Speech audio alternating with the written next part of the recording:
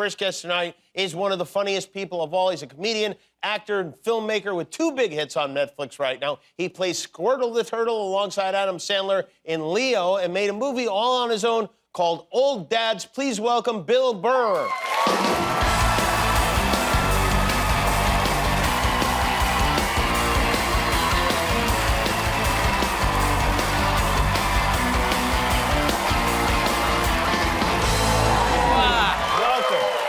What's going on? How you doing? I'm all right. I want to ask you about something because I'm curious about this. One of our producers, Claire, was on the phone with you yesterday. You were driving, and she said you were sober. sober. Yeah. As you were driving, you were cursing at people, at other drivers, and yelling at them from the car. Yes. Do you ever find yourself in a situation where they recognize you after you've yelled at them from the car? I don't look at myself like that. I'm in my head, so I'm looking out, so I'm not seeing me. I'm just seeing what they're doing, and it just annoys me. I think once you start calling somebody that like that whole, oh my God, is that the guy from that show, is out the window, and you just want to win the argument. Maybe when they drive away, they're like, hey, isn't that guy from Comedy Central? No, they don't know how to get into a lane. They get 3/4 of their car in, and then their back fender is in the lane, and you beep at them, and then they look at you, and they give you the finger like you're the problem. Right, yeah, Like it's that L.A. thing, like, well, I'm in the lane, so like... You think it's an L.A. thing, or is it an everywhere thing? It's a self-involved thing. I don't know what it is, but it's just, yeah. I'm kind of known with all of my friends for that. You're known for that. If you call me and I'm in the car, we're going to be talking, and it's going to be normal, and then all of a sudden, it's going to be like, lady, go! Which is always funny if I'm talking to a woman, because then she thinks I'm snapping. No, not you, the person in front of me, and then they're just like... You just announced your new tour is going to start in February. Yeah. A couple of days after the Super Bowl. You're starting in Palm Springs, right? Rancho Mirage in Palm Springs. Yep, kicking it off. Will you drive there? Yes, Oh, there'll definitely. be a lot of yelling on the way there, yeah, for sure. Yeah. And have you played there before? I don't know. You don't know? I can't remember. I've been doing this so long. Last time you played here, I know you remember this one, you played Fenway Park, which had no comedian ever had played Fenway Park before. And look at that crowd. Holy cow. Yeah, and then that's when you showed your celebrity softball home run video after that. Oh, and it wasn't until I was driving home, I was like, wait a minute, didn't they, like, move the fences, like, way in on that? Well, it's softball. You can't hit a softball 310 feet. Or the word in that is soft. Let's just say this. It was slow pitch, underhand. You hit a liner to the shortstop, and it was a celebrity home run, and you're sitting there showing me the footage like I'm supposed to be impressed. Listen, if you want to go out back and you want to throw the ball around, I'd be happy to do that with you anytime. You think you're better than a 55-year-old bald comedian? Hey! That's your big claim to fame? All right, Jimmy, I'll take that action. But that's exciting. I mean, that's a pretty great deal right there. Oh, yeah, no, that was definitely... That was a big gig. No comedian. Did you have any opening acts? Yeah, Tony V. Oh, so Tony V is the first comedian to play Fenway Park. That's exactly it. I love Tony V. Yeah. Oh, that's great. He must have been so excited for that. Well, I started out and I learned so much from him, so it was a nice full circle moment. And then in the end, probably the best part is we were up in the right field bleachers smoking cigars as people were walking out. And they were, hey, great show. They were saying up, and we just, we're both Boston guys, so it was an unbelievable moment, yeah. And then, I'll tell you what was even better. What? Is my friggin' agent. What? Oh, he bought a house on the Jersey Shore, so, like, I have to just keep working. He's not going to say that. Like, I didn't even get a chance to go to a Dunkin' Donuts and get a high five after that show. Like, the next morning, I'm at, like, Logan Airport. Please take all your liquids out of the bags. Yeah, then I was on my way to Toronto. Do you do Christmas shopping? Is that something that you personally will do? No, I do, yeah. You do? You got to make sure you get, like, the one big gift and all that. So I have everybody. I got a son, a daughter, and my wife. So I got everybody's big gift done. So now I can relax. But I go to the store. You do? Oh, you actually have to go in person. I don't like doing that. It just feels like you go on like Amazon or something, it just feels like you don't love the person. It's like, what did you want? All right, it's all good. You know, back to me drinking, you know? Are you guys doing, how old are your kids now? Soon to be 7 and 3.5. Okay, so are you like, is it Elf on the Shelf type of deal? Are you threatening them? My wife bought the Elf on the Shelf thing. I had nothing to do with that, so that is all her responsibility. So that stuff you were talking about, I laugh about that every night. Like I'm laying in bed, and second her head hits the pillow, she's like, I forgot to move that elf. It's a big responsibility. Yeah, but how deep is the lie gonna get? Like, I already don't like that I said that there was this guy that doesn't exist, and now you have, like, the elf.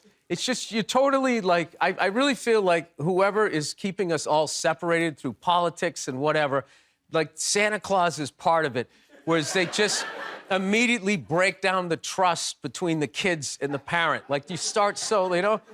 And it's totally for the parent. You just want to see them get excited about life because you're so miserable. Like Santa, you know? You said that Santa Claus is coming, right? He's coming. You're excited, right? Oh, boy. 3 more days. Are you excited? Is life worth living? It's so stupid. Like, I don't know what I'm going to do, like, that day. I'm just going to be totally honest. Are you? I'm just going to be, look, I got caught up in the lie that you're supposed to say as a parent. It's stupid. The whole thing is stupid. I don't really believe in much. Like, I don't believe in Santa Claus. I don't think Jesus. You gonna tell the kids this? Well, Jesus was like the first Chris Angel, you know? Chris Angel is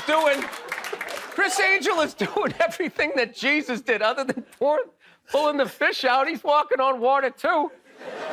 You know? They both got the long hair and the good body. They don't wear shirts, you know? I just don't I'm really, I know what I'm going to tell my kids when they get to a certain age. I really am. Like, I have it down. You have it about planned out? religion and people. Really? Narcissists, sociopaths, all of this type of stuff. Like, you want to see a great case thing on, like, narcissism. Liberals are so stupid the way that they handle Trump. What do you mean? You should shut up. He's a narcissist. Neutral energy. Yeah. You think he'd go away if You know what I think he was? I think he was a one-hit wonder. Uh-huh. Right? He wrote The Twist. Uh-huh. And then that was it. He was on the casino circuit, and then you idiot liberals wrote him Twist again when you indicted him. And now he's a martyr. And now he's coming back, Jimmy. The peppermint twist is back. He's coming back. It's going to be great for comedy. He's coming back. I can't believe, like, these are honestly going to be our 2 choices, because I really try to, with each thing, to try to be, like, figure out who I'm going to... But, I mean, it's got to be... I want somebody in their 40s, somebody that's going to have to live with their decisions. I don't want, like, you know... With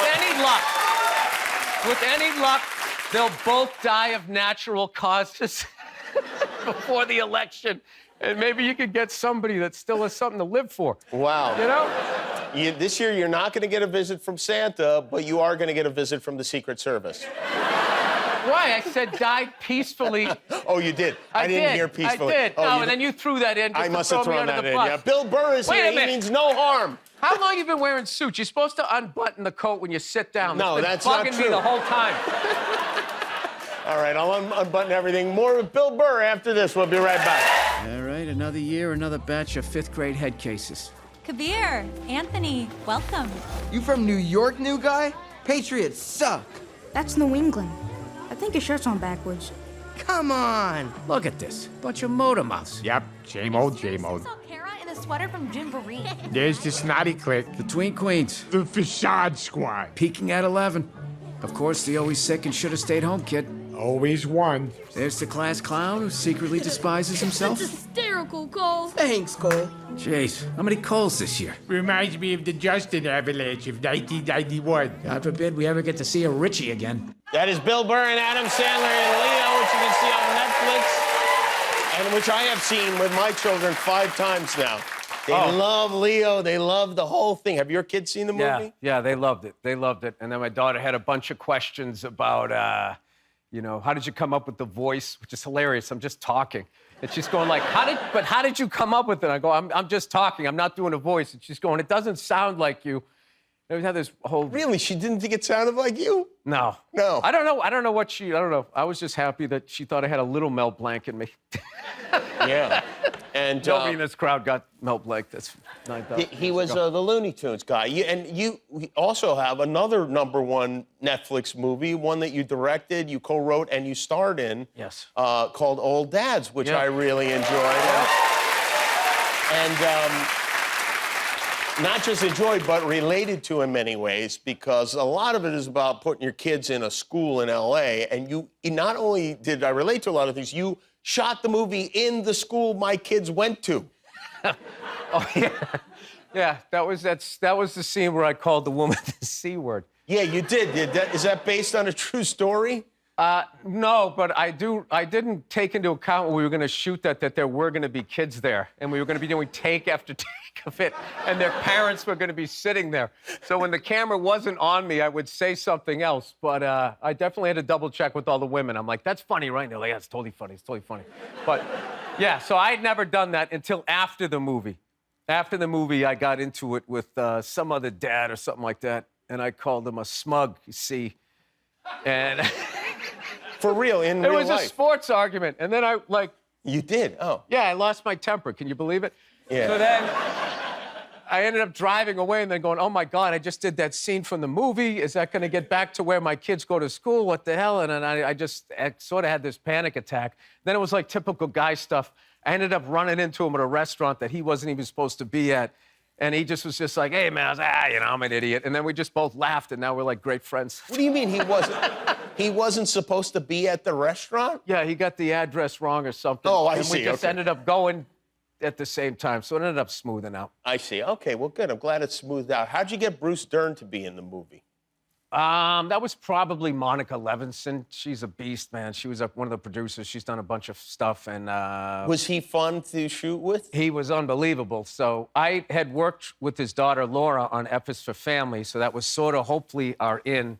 Can't remember, it was a while ago, but all I know is when he got to the set, like he was just, he's this legend, and he just started telling stories, and it was me, Bobby, and Bokeem sitting in the car, and like he's been doing this so long that all these legends are just people to him. So he would just be saying, yeah, so Jack was blah blah blah, and you'd have to do like, oh my God, he's talking about Jack Nicholson, and we were all just sitting there like listening, and yeah, he did a lot of improving. So you had to be like on your toes. And then somehow we started talking about booze, and I told him I had stopped, which led to root beer, and then talking about how great root beer floats were. Yeah. So then when he rapped on the movie, him and the whole crew, we all had root beer floats as he told stories. It was awesome. Nice. Yeah. And that's a pretty good. But I do want to say, when you play softball, what they do, the ball doesn't travel as far. Uh-huh. You understand? So they moved the fence in. First celebrity home run in 9 years in that game. Oh, yeah? At Who that we up time. against? Gilligan?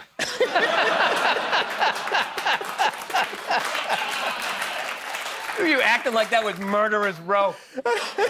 You know what? It was so annoying that you showed me that. I actually went and I found online Tom Selleck hit a home run in Tiger Stadium, baseball, a real one, into the upper deck. A baseball. Jimmy Kimmel. A Jimmy baseball. Kimmel. Oh, yeah? You're going yard at Kamitsky? It's certainly possible. Look at you. You're wearing work shoes as if you work. Oh, look at this. Here we go. ABC, only down 2-1. He's right. Look at me. Watch out, Jimmy Kimmel. You know what? You know what? That's not bad. Not bad. There you go. That's not bad. I mean, that would have been a fly out in my warehouse league, but we'll give you a home run. Bill Burr, watch him in Leo and Old Dads, both on Netflix.